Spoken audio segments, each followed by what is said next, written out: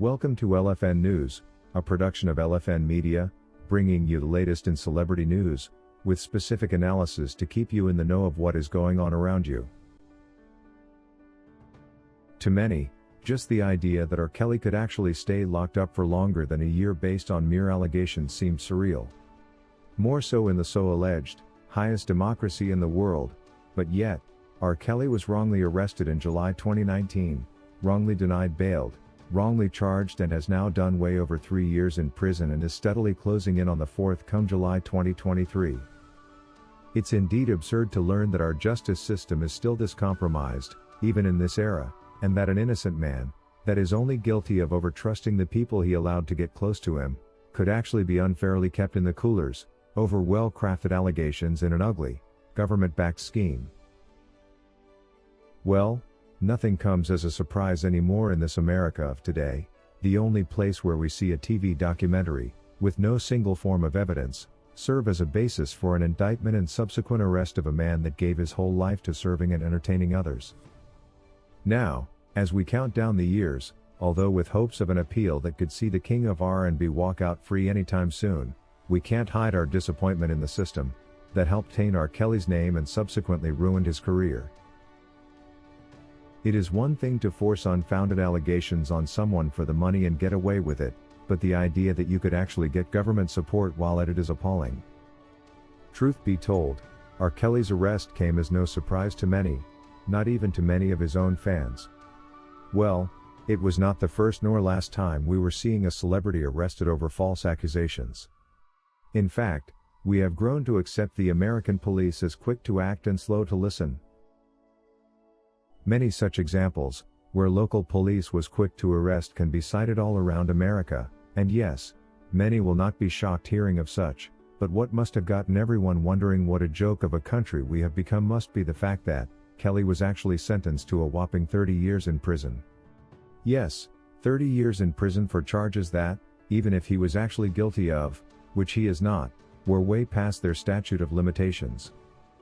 It is further interesting to see how the government was so quick to come up with creative ways of twisting the rules of the game, allowing the usage of the Inappropriate Racketeer Influenced and Corrupt Organizations Act, better known as the RICO Act, that is in real terms part of the Organized Crime Control Act of 1970, that seeks to prove and prohibit a pattern of crimes conducted through an enterprise.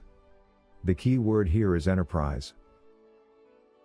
How come the presiding judge made no effort to ask for the existence of an enterprise, which is the main basis upon which any RICO charges can be evoked? Isn't this a clear sign of foul play? How come United States District Judge Ann Donnelly also never factored the aspect of time in the charges concocted about R. Kelly? It is clear that in order for an individual or organization to be convicted of racketeering under the RICO Act, there must be proof of a pattern of illegal offenses, which RICO defines as the commission of at least 2 identified criminal offenses within a 10-year period. Well, clearly, the government is on a mission to have the R&B king locked up for as long as they possibly can, and they have indeed done a great job at it so far. Over 3 years in prison now, over baseless allegations that almost all women have made about their exes, just because of the well-known fact that most women have a difficulty accepting any form of separation, especially if this is with someone that surely has something to lose. One can only wonder, if R. Kelly was actually the monster they allege he was, how come he attracted many other women over and over again? Beats anyone's understanding. The truth however come out openly in the subsequent hearings, only that because of the prejudice in both the New York and Chicago trials, the presiding judges decided to turn a blind eye to whatever truth transpired about R. Kelly's true character, although the Chicago testimonies were a little too revealing to ignore. The Chicago trial, where Kelly actually came out with a majority win, having been found not guilty on more than half of the counts lodged against him in his indictment, thanks to the exceptional performance of his lead defense attorney Jennifer Bonjean, that is actually meant to take lead in both his appeals, saw witnesses confess that R. Kelly is a loving and caring man that took care of them, even after their accusations. It became apparent that some of the accusers were actually coaxed by the government to testify against the R&B king with hopes of getting restitution monies, having been lured with immunity deals for their specific roles in misleading the jury and officials, in previous hearings and encounters with federal officials.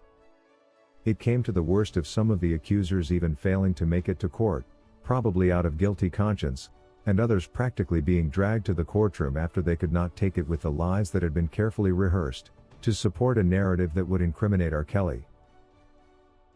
It is no wonder that despite the prejudice, the jury found a hard time incriminating Kelly on most of the counts in the indictment, resulting into his majority win, and the eventual dismissal of R. Kelly's two co-defendants, Daryl McDavid and Milton June Brown. The pair had been dragged into the equation, simply to justify the assumption that R. Kelly was running an enterprise, which helped the New York prosecutors engage with their bogus RICO charges to dodge the statute of limitations in R. Kelly's accusations. America is actually known for its high wrong conviction rate, and the figures are appalling. Studies estimate that between 4 to 6% of people incarcerated in U.S. prisons are actually innocent. If 5% of individuals are actually innocent, that means 1 out of every 20 criminal cases result in a wrongful conviction.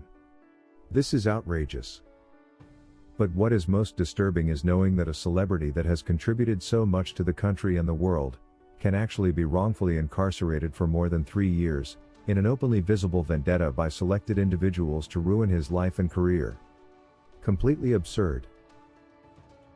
Some of R. Kelly's supporters and fans were actually surprised, faced with the realization that the king of R&B was actually closing in on 4 years under incarceration, based on bogus allegations from extorters.